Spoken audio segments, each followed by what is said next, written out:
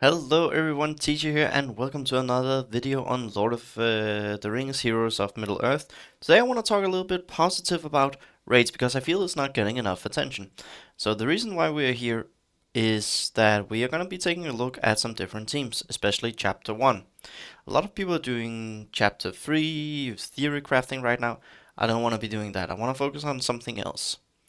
I want to focus on Chapter 1 and Chapter 2 and then maybe what comes in chapter 3. So I'm gonna take a look here at the guild that I'm in, and I want to talk about some teams.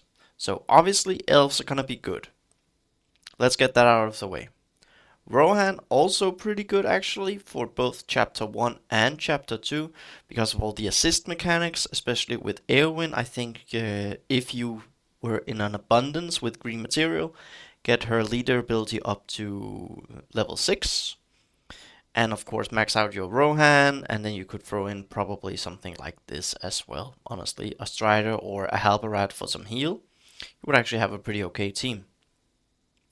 But what I really want to focus on, because I know some people are really undervaluing these guys, Road to Rivendell.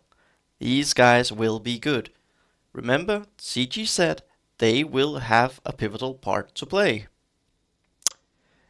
Chapter 1, Sylvan here in the guild that I'm in is doing pretty well with them, and yeah, he's definitely keep pushing them. We have Dispel Boon, we have Dispel Boons, we have Marked, etc. And we have a heal, we have some cleansing, we have haste, they're pretty speedy as it is. So I think while Road to Rivendell isn't the strongest team, they're actually a pretty good team, and also Sam is a super awesome tank, and Strider we get for free. Some of us are less than a month away from a 7-star, so that's pretty good. And yeah, then we have the Shadow team. Haradrim didn't turn out what they were supposed to be, but it is what it is, sadly. Isengard pretty good for Chapter 2, so it really comes down to what do you want to use. Now, teams aside, let's go have a look at guild reward, because Chapter 3 is when you're gonna be able to start farming your Gandalf shards. If you're in a semi-okay guild, I would say. Like this guild that I'm in, yes, we are some who pays, and we don't whale super hard. We also have free to pay players. And look at what we got. This was our third chapter 2 run, I think, and in total, from chapter 1 and chapter 2, we pushed into the 50 million. So we're just shy of 22 million, and that means once chapter 3 comes out, because we're gonna keep improving on chapter 1, which is where you really want to focus on your teams,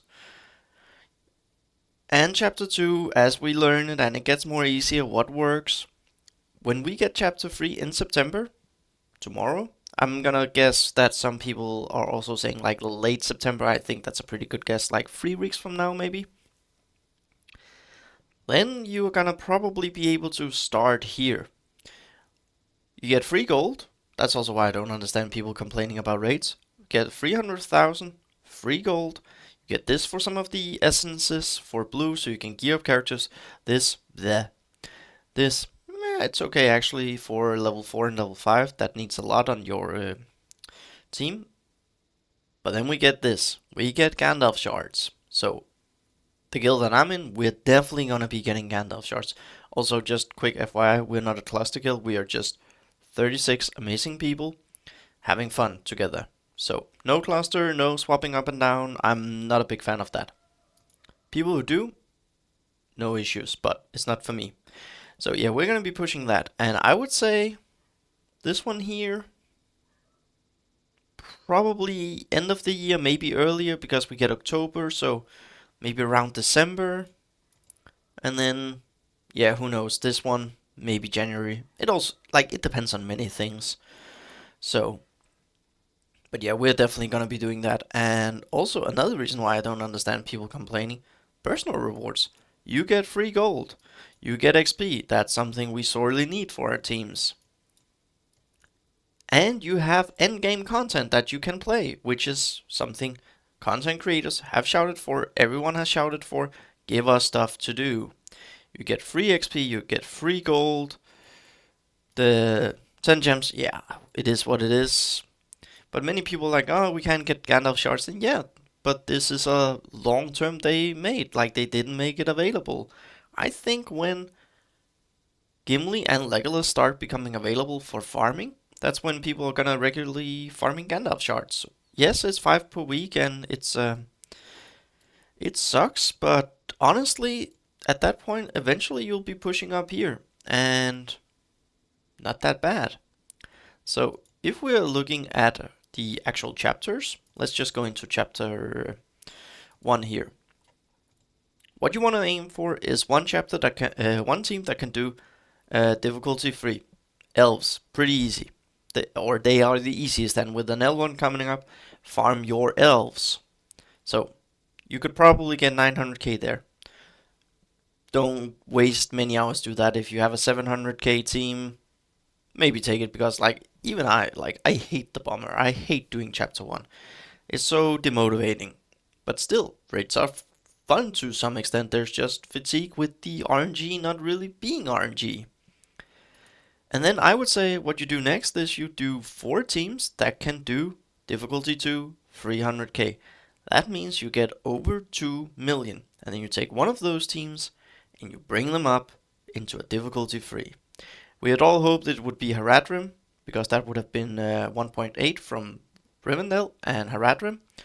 And then here you would have another 900k, that would be 2.7 million, and then maybe some of them like switching around, like Ironhide, etc.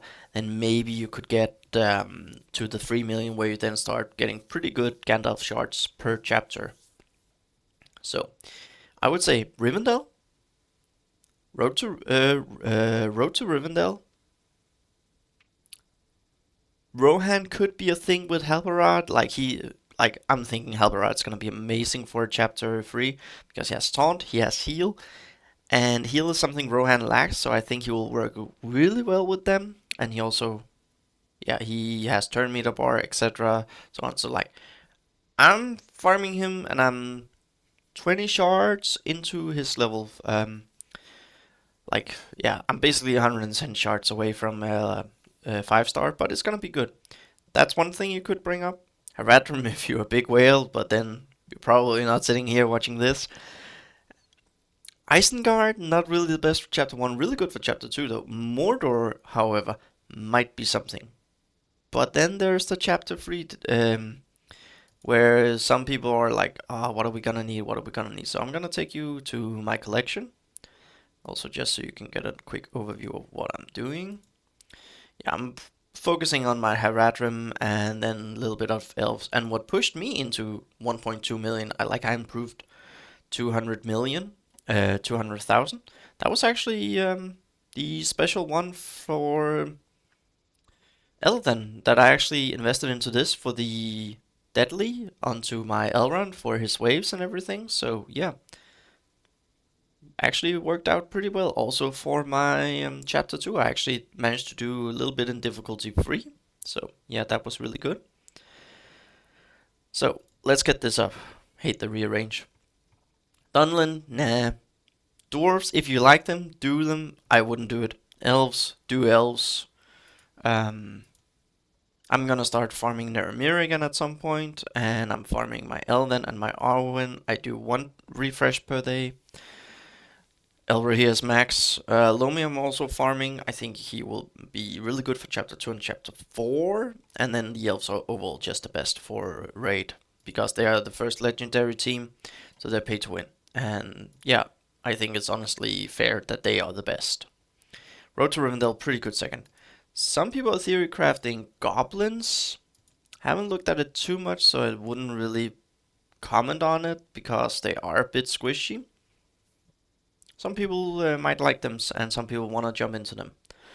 Gondor, on the other hand, I am not going to be building Gondor really at all for raids. Now, I might do it so I get the 5-star XP reward, so I can actually use it on other squads.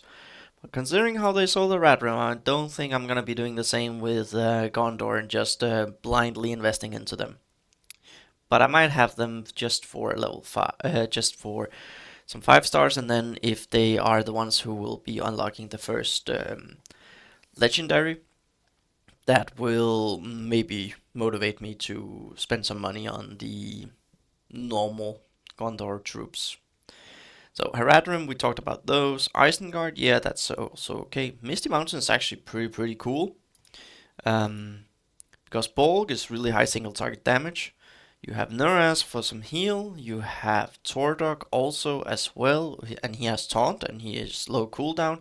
He also works with Bolg. When Bolg gets under 50% HP, he heals with his own taunt, so that's pretty good. And then you have Gruhur the Brood, who is of course the whale. You could go then with the Gullbirds and the Great Goblin instead, perhaps. So Batmaster and yeah, just Great Goblin might be something there, but I'm not totally sure. And then there's Mordor, of course, that people are seeming to do okay with. And then Rohan. I think Rohan will actually be quite good because if we go look into, let's just have a look at his kit. I actually don't really remember it. Here you gain some turn meter, you heal, you cleanse, you actually have regen as well, and it's so low cooldown. You have more heal, and yeah, then you get some regen more. So I think Rohan might be good, but honestly, just swap Halbarad in instead if you have him instead of working on this. I'm not saying he's worth it, like that is by no means what I'm saying. And we have Wilfred, who also has DPS, where I'm thinking we can find other things.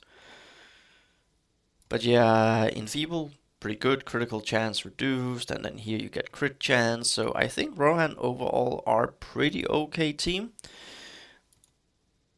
for the raids, and also because you have Eowyn, who has actually her Steward ability.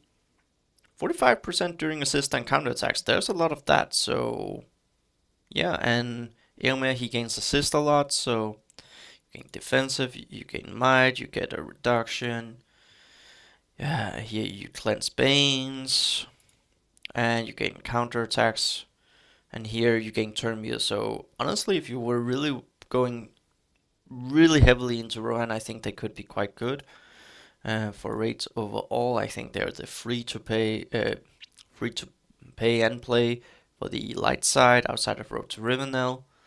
You get exposed, which is pretty good for the troll, honestly, if you're thinking about it. And also, I think it will be good for chapter 4. Gain turn meter, you gain provoked, which is what you need. You gain counterattacks, and you gain a pretty beefy guy. And then Eomer is just nice. He has turn meter as well. He summons the Rohan, which has might and can also bypass some armor. Then you have this. It is what it is. And then, yeah, here you get some healing. So, overall, I think Rohan is pretty good. But we will know a lot more, and I'll be doing another video when we know more about Chapter 3. But I would say, Road to Rivendell, they are worth farming. If someone tells you they're not worth farming, they are wrong. It's a good team, especially if you're a new player or you're thinking about starting a new account. If I were to start a new account, totally free to play, I would really focus on a Road to Rivendell team, especially after seeing what they can do. Yes, they need a lot of investment, but so does other teams, and they're pretty speedy, and Sam is a beast. He can also blind the troll, just saying, so yeah. That was basically it for me. Road to Rivendell, Elves, Haradrim, Mordor, Misty Mountains, Rohan.